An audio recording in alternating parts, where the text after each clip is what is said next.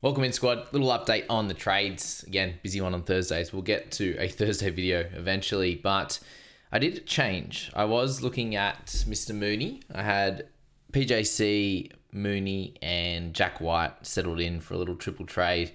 I still might do that third one. Not sure if I'm going to trade Harrell out to White. I know I'm going to want Jackie Boy back next week, just with how things have set up.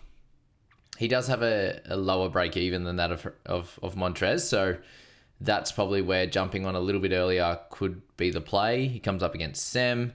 We know Montrez has got a nice little matchup, I think, as well against Tasmania, with Magne being their big dog in the center position, and then he's going to be up against Humphreys, and then Harrell's got a bit of an advantage in that fourth spot there for sure. So I do think that he can do well, but do I get ahead of the game with White's BE of like 15? That's probably the question. But I did change in the end. I went away from the Mooney decision. I'm just going to hold Davis and play him on his single. I think that's completely fine.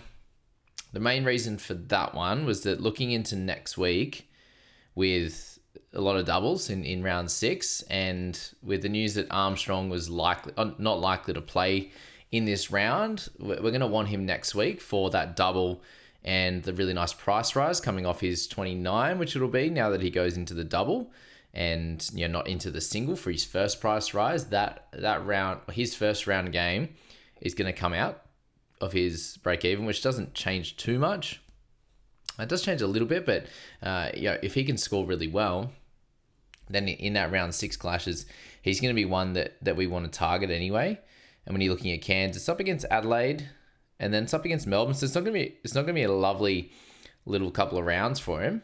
But I do think the Adelaide one, he should be able to at least put a few points on the board, given their defense isn't as stifling as Melbourne, especially with Shea Illy guarding him, who's obviously a really nice defender.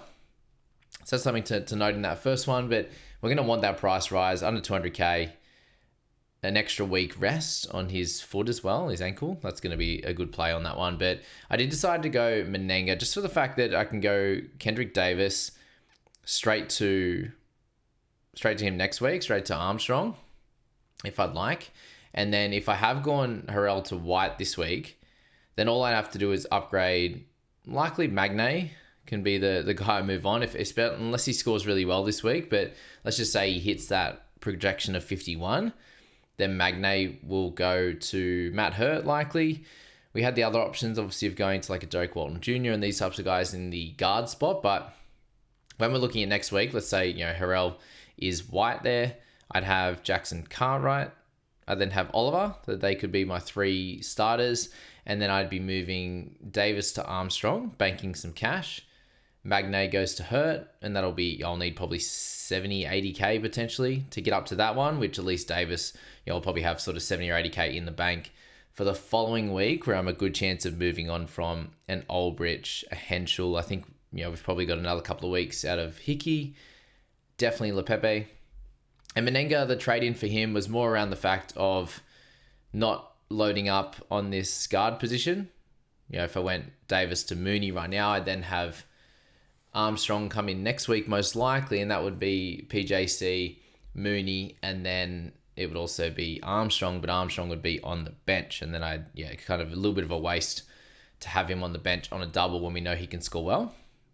What's funny is that Lepepe could be a play next week if he continues to get these good minutes and put up good scores. He could be a double play as well, depending on the decisions we make coming into that week. But Menenga made a little bit more sense on that front. Mooney, I was really high on in the preseason, really liked what I saw from him.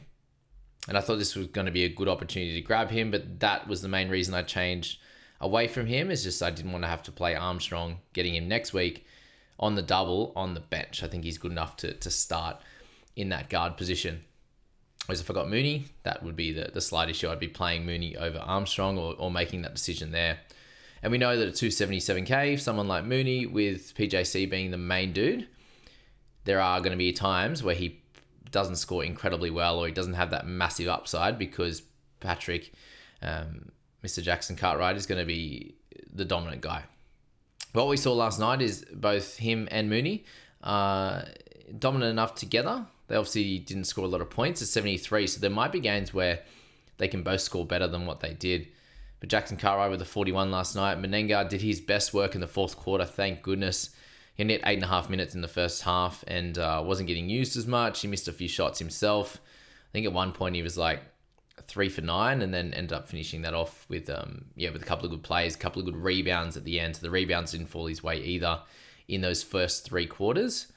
But Menenga was a cheap guy. I could get away from Kyron Galloway, get him down to Menenga. That allowed me just to do that secondary trade of Jackson Cartwright coming in, and allows me to hold Davis for one more week. Even with the higher break even, I just think we can get a good score out of him against Tassie. And then whatever we decide, with Harrell to White, I have enough cash to be able to do that this week and boost this week. Otherwise, we'll be boosting next week to make sure that we get all of those guns on the park in White, in Hurt, and the guys that we have already.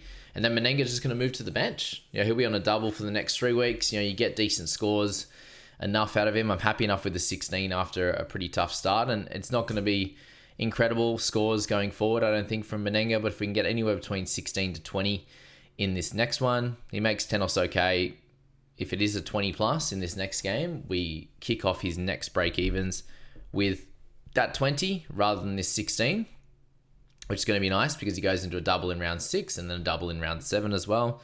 So he's a guy that we can just slot in the bench. He has the center and the forward duel. I just felt like it was an easier one this week and allowed me to get PJC, and we can go from there. So a quick update for you guys. Thought that was pretty simple. We've got Oliver Lepepe. Hopefully can score pretty well on that bench this week, along with Hickey, and then see what we can get out of Aldrich and Henschel. And we'll look to move on from one of those guys in a round 7, likely, I think is going to be the play with those boys there. Hopefully we get through injury free, and looks like we're going to get a decent captaincy score with Jackson Cartwright this week, but it does look like basically everyone ended up trading him in, which was expected. So a 355 projection from the boys out there in this one.